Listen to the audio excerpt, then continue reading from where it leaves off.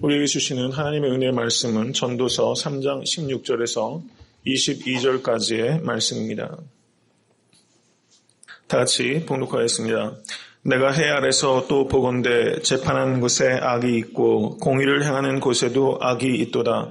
내가 심중에 이르기를 의인과 악인을 하나님이 심판하시리니 이는 모든 목적과 모든 일이 이룰 때가 있음이라 하였으며 내가 심중에 이르기를 인생의 일에 다하여 하나님이 저희를 시험하시리니 저희로 자기가 짐승보다 다름이 없는 줄을 깨닫게 하려 하심이라 하였노라. 인생에게 임하는 일이 짐승에게도 임하나니 이 둘에게 임하는 일이 일반이라. 다 동일한 호흡이 있어서 이에 죽음같이 저도 죽으니 사람이 짐승보다 뛰어남이 없음을 모든 것이 헛됨이로다. 다 흙으로 말미암았으므로 다 흙으로 돌아가나니 다 한 곳으로 가거니와 인생이 오는 위로 올라가고 짐승이 오는 아래 곧 땅으로 내려가는 줄을 누가 알랴. 그러므로 내 속에는 사람이 자기 일에 즐거워하는 것보다 나은 것이 없나니 이는 그의 분복이라. 그 신우사를 보게 하려고 저를 도로 데리고 올 자가 누구이랴. 오늘 본문 말씀 보시면 3장 16절에서 17절의 문제는 악의 문제입니다. 악. 이 세상의 evil, 이 악의 문제. 악의 문제를 다루는 것을 신학적으로 신정론이라고 말합니다. 굉장히 중요한 문제이고 또 어려운 문제이기도 합니다. 그리고 3장 18절에서 22절까지의 내용은 죽음의 문제라고 말할 수 있습니다. 악의 문제가 가장 극명하게 나타나는 것이 이 죽음의 문제다. 이렇게 말할 수 있겠죠. 그럼 포괄적으로 말하면 3장 18절부터 22절까지는 이 악의 문제에 대한 것입니다. 이 세상에 관영한 악에 대해서 우리가 바른 이해와 또 그 가운데서도 확고하게 역사하시는 하나님의 주권에 대해서 우리가 깨달음을 얻는 귀한 아침 될 수 있게 되기를 간절히 바랍니다. 3장 16절을 보시면 내가 해 아래서 또 보건대 재판하는 곳에 악이 있고 공의를 행하는 곳에도 악이 있도다. 전도서의 그 저자를 솔로몬이라고 이해를 하거나 혹은 후대에 솔로몬의 지혜를 따르는 그 후대 왕이라고 생각하던 간에 어쨌든 간에 전도서의 기자가 왕이라고 했을 때 왕은 그 재판하는 당사자입니다. 그리고 공의를 행하는 당사자라고 했을 때 재판하는 곳에 악이 있고 공의를 행하는 곳에도 악이 있도다라는 것은 그 자신이 최고의 권세자도 할 수 있는 일에 한계가 있다. 혹은 나에게 악이 있다. 이것에 대한 고백이 아닐까 이런 생각이 듭니다. 그렇잖아요. 대통령도 혼자서 다 할 수 있는 게 아니죠. 그 한계를 매 순간 경험하게 되는 것입니다. 목회라는 것에도 마찬가지죠. 그것은 지혜가 부족하다는 것을 늘 알고 목회라면서 제가 느끼는 거는요. 정말 사랑이 부족하구나. 이걸 좀 많이 느끼는 것 같아요. 말씀에 대한 지식도 지혜도 모든 경륜도 너무나 부족하다. 그 목회라면서는 매 순간 그거를 부딪히는 것 같아요. 그래서 더 하나님께 의지하게 되고 더 은혜를 경험하게 되고 어떤 의미에서는 자기 한계를 본다는 게 굉장히 고통스러운 일이지만 참 감사한 일이다. 이런 생각이 듭니다. 자기 한계 속에서 하나님을 더욱더 의지하시는 여러분과 제가 될 수 있게 되기를 간절히 소원합니다. 3장 17절을 보시면 내가 심중에 이르기를 3장 18절을 보시면 내가 심중에 이르기를 이번 한 주간은 좀 이런 한 주가 되시기를 바랍니다. 자신과 대화할 수 있는 사람이 되어야 됩니다. 자기를 살피는 사람. 어저께 그 성경 본문 주일 말씀에 자기를 성찬에 대한 말씀을 하면서 자기를 살핀 연후에 성찬에 참여하라고 말하지 않습니까? 자기를 깊이 성찰하고 자기에게 말하고 자기와 대화하는 사람. 그 자기와 대화하는 사람이 타인과도 대화할 수 있게 되는 것입니다. 그리고 무엇보다도 자기 자신과 대화하기 이전에 하나님과 대화하시는 여러분과 제가 될 수 있게 되기를 간절히 바랍니다. 의인과 악인을 하나님이 심판하시리니 믿으십니까? 이거는 종말론적인 하나님의 심판을 말한다고 할 수 있을 것입니다. Eschatological judgment. 하나님의 마지막에 의로우신 심판자이신 하나님께서 모든 것을 심판하시는 것입니다. 이는 모든 목적과 모든 일이 이룰 때가 있음이라 하였으며 이 말씀은 전도서 3장 1절의 말씀의 반복이라고 할 수 있습니다. 지금 악의 문제에 있어서 우리가 신앙생활 하고 오시면서 많이 질문해 오셨을 것입니다. 왜 악이 존재하는가? 인류의 역사 속에서 아이슈비츠라든가, 그리고 지금 북한의 현실이라든가, 그리고 아프리카에서 있는 여러 가지 일들, 그 인종학살들이라든가, 이 세상에 너무나 많은 추악하고 정말 악한 일들이 많이 있습니다. 또 개인의 삶을 통해서도 숱한 고난들이 있었습니다. 왜 악이 존재하는가? 힘겨운 질문이 아닐 수 없습니다. 그래서 프랑스 철학자인 보들레르라는 사람이 이렇게 말했습니다. 무신론자입니다. 만일 하나님이 있다면 하나님은 악마일 것이다. 이렇게 말하면서 세상의 악의 문제에 대해서 고통하면서 하나님의 존재를 부인할 뿐만 아니라 만약에 있다면 그 신은 악마일 것이다. 이렇게 말했다는 것이죠. 이 악의 문제에 대해서 우리가 대답할 수 있어야 됩니다. 우리가 악의 문제에 대해서 이해하지 못하면 악과 싸울 수 없습니다. 악이 왜 존재하는지를 우리가 알아야 됩니다. 하나님이 이 세상에 악을 가져온 것이 아닙니다. 하나님께 대해서 우리가 절대적으로 신뢰하지 못하면 우리가 악과 싸울 수 없는 것입니다.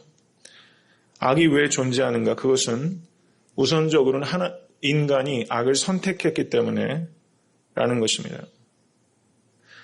악의 문제를 이해할 때 가장 본질적인 것은 이 자유의지와 연관해서 생각할 수 있는 것입니다. 하나님께서는 악을 도말하실 수 있습니다. 그렇지만 악이 존재하지 않는 것보다 인간의 자유의지가 더 중요하기 때문에 하나님께서는 지금 이 세상에 악이 존재하는 것을 허락하신 것입니다. 우리가 자유의지가 있을 때 선도 행할 수도 있고 악을 선택할 수도 있습니다. 이 세상에 악의 존재를 하나님께서 남겨주신 이유는 우리가 선택할 수 있는 책임적인 존재, 도덕적인 존재가 될 수 있도록 하시기 위한 것입니다. 그래서 하나님과 질적인 사랑의 관계가 맺을 수 있게 되는 것이죠. 그래서 하나님께서는 만약에 여러분들께 이렇게 질문을 드린다면 어떻게 대답하시겠습니까? 인간의 자유의지를 제거하는 것과 이 세상의 모든 악을 없애는 것, 둘 중에 하나를 선택하라고 한다면 어떤 것을 선택하시겠습니까? 인간에게 자유의지가 있기 때문에 악을 행하는 것 아니겠습니까? 악의 존재가 너무 싫지만 그러면 악을 도말하는 쪽을 선택할 것인가? 아니면 나에게 자유의지를 뺏어 가시라고 그렇게 말씀할 것인가? 이렇게 생각할 수 있겠죠. 그래서 하나님께서는 이 세상에서 악이 관영하는 것을, 악을 저지하시는 역사를 창조 이래로 계속해서 행해 오셨습니다. 그렇지만 하나님께서는 인간의 자유의지를 다 빼어서 가지 않는 범위 내에서, 자유의지를 넘지 않는 선에서 하나님은 스스로의 전능하신 능력을 제한해 오셨다는 것을 우리가 깨달을 수 있게 되기를 간절히 바랍니다. 하나님께서는 인간과의 사귐을 회복시키시는 방향에서 역사하시고 종국에는 이 세상의 모든 악의 문제를 완전히 제거하도록 하실 것입니다. 그것이 3장 17절에 의인과 악인을 하나님이 심판하시리니 종말론적인 하나님의 심판 때 이 세상의 악은 도말될 것입니다. 이제 3장 18절 이후로는 그 죽음의 문제에 대해서 이렇게 말하고 있습니다. 3장 18절 우리 다시 한번 읽어볼까요? 내가 심중에 이르기를 인생의 일에 대하여 하나님이 저희를 시험하시리니 저희로 자기가 짐승보다 다름이 없는 줄을 깨닫게 하려 하심이라 하였노라. 자기가 짐승보다 다름이 없는 줄을 깨닫는 순간에 그 인간의 가치는 가장 높이 올라가는 순간이라고 말할 수 있을 것입니다. 한 위대한 성자는 이렇게 말했습니다. 가장 인간이 가치 있을 때는 언제인가? 그때는 회개할 때 인간이 가장 가치 있는 존재가 된다. 이렇게 말했습니다. 참 깊이 있는 말이다 라고 생각이 됩니다. 오늘 본문에서 이 왕이 자기가 짐승과 다름이 없는 줄 깨닫는 것, 이것이 가장 인생에 있어서 중요한 시간이라고 생각이 됩니다. 시편 73편 한번 보시기 바랍니다. 시편 73편. 이 세상의 악의 문제, 악인의 형통에 관해서 이렇게 말하고 있는 가장 중요한 시편 중에 하나다, 이렇게 말할 수 있습니다. 73편 1절부터 22절까지 같이 읽겠습니다. 이 정결한 자에게 선을 행하시나 나는 거의 실족할 뻔하였고 내 걸음이 미끄러질 뻔하였으니 이는 내가 악인의 형통함을 보고 오만한 자를 질시하였음이로다. 저희는 죽는 때에도 고통이 없고 그 힘이 건강하며 타인과 같은 고난이 없고 타인과 같은 재앙도 없나니 그러므로 교만이 저희 목걸이요 강포가 저희의 입는 옷이며 살찜으로 저희 눈이 솟아나며 저희 소득은 마음의 소원보다 진하며 저희는 능욕하며 악하게 압제하여 말하며 거만히 말하며 저희 입은 하늘에 두고 저희 혀는 땅에 두루 다니도다. 그러므로 그 백성이 이리로 돌아와서 잔에 가득한 물을 다 마시며 말하기를 하나님이 어찌하랴 지극히 높은 자에게 지식이 있으랴 하도다. 볼지어다 이들은 악인이라 항상 평안하고 재물은 더하도다. 내가 나의 마음을 정의하여 내 손을 씻어 무죄하다 한 것이 실로 헛되도다.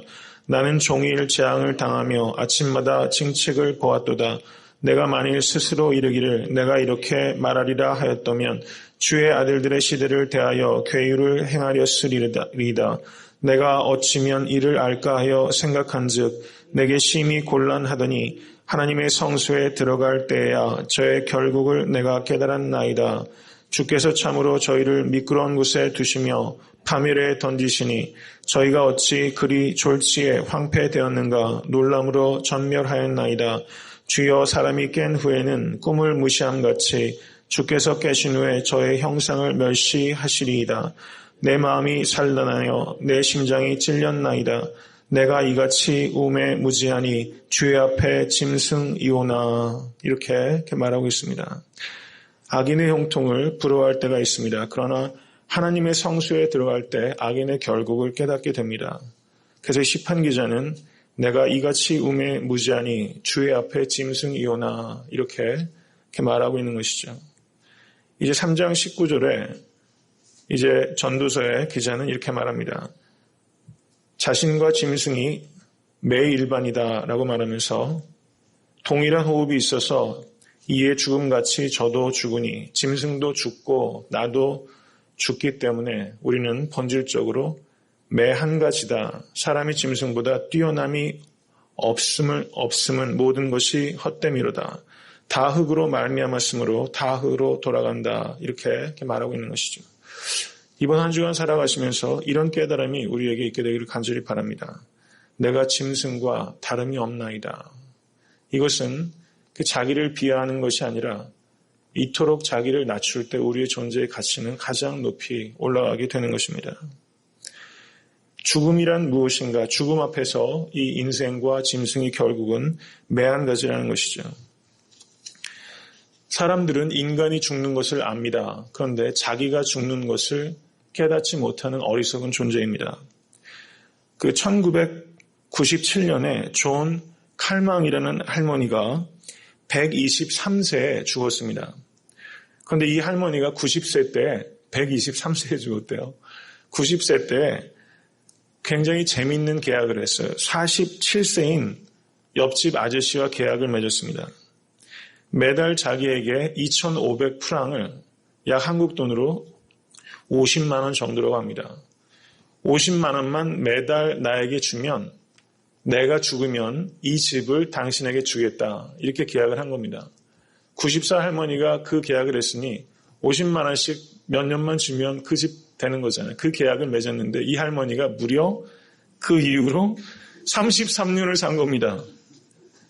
이 옆집 아저씨는 이 계약은 정말 옳거니 이제 대목 잡았다 이렇게 생각했죠. 그래서 50만 원씩 계속 줬는데 옆집 아저씨가 할머니 돌아가시기 2년 전에 죽었습니다.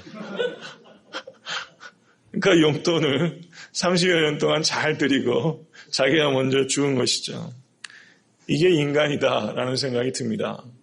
사람이 다 죽는 것을 아는데 내가 죽는 것을 알지 못하는 이 인간, 이것이 나라는 것을 우리가 깨닫는다면 죽을 수밖에 없는 존재다. 나는 죽을 수밖에 없는 존재다. 이것을 깨닫는 것이 지혜의 근본이라고 생각합니다.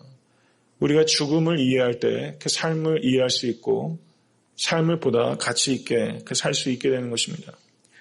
그래서 혹자는 이렇게 말합니다. 죽음보다 큰 상실은 지금 내 안에 무엇인가가 죽어 있는 것이다. 이렇게 말합니다. 우리가 죽음을 두려워하는 것보다 지금 내 안에 죽어 있는 소망, 내 안에 죽어 있는 열정, 내 안에 죽어 있는 믿음, 내 안에 죽어 있는 우정, 혹시 여러분들의 내면 가운데 이미 죽어 있는 무엇인가가 있다면 그것을 회복시키시는 역사가 일어날 수 있게 되기를 간절히 바랍니다. 창세기 4장 26절을 보시면 셋도 아들을 낳고 그 이름을 에노스라 하였으며 그때의 사람들이 비로소 여호와의 이름을 불렀더라 라고 합니다. 여기서 창세기 4장 26절에 이 에노스라는 말은 죽을 수밖에 없는 존재라는 뜻입니다. 인간이 죽을 수밖에 없는 존재라는 것을 깨달을 때 하나님께 예배드릴 수 있게 되는 것입니다. 저는 오늘 말씀을 묵상하면서 한번 이런 상상을 해봤습니다. 나는 죽을 때 무엇을 가장 한 번만 더 해보고 싶을까? 그 생각을 한번 해봤습니다. 그럼 사람들은 바닷가에 가고 싶다라든가 아니면 맛있는 것을 먹어보고 싶다라든가 사랑하는 사람의 얼굴을 한번 보고 싶다라든가 글쎄 그거 한번 생각해 보시지 않으시겠습니까? 내가 이 세상 소풍을 마치고 하나님께 부름받을 때 나는 마지막으로 뭐를 한번 더 해보고 싶을까? 그럼 저는 창세기 4장 26절 에노스의 존재가 하나님께 예배했던 것처럼 한 번만 더 죽기 직전에 병상에서 몸을 일으키고 하나님께 한 번만 더 마음과 뜻과 정성을 다해서 예배하고 싶어 하지 않을까? 그런 생각을 한번 해봤습니다. 한번 이번 한 주간 살아가시면서 죽음 앞에 섰을 때 나는 무엇을 하기를 원할까? 내 안에 살려내야만 하는 죽어있는 것은 무엇일까? 나는 주님 앞에 짐승이오나 이 시편 그자의 그 고백처럼 그렇게 겸손하게 자신을 낮추심으로 가장 고귀한 삶을 살아가시는 한 주간 되실 수 있게 되기를 간절히 소원합니다.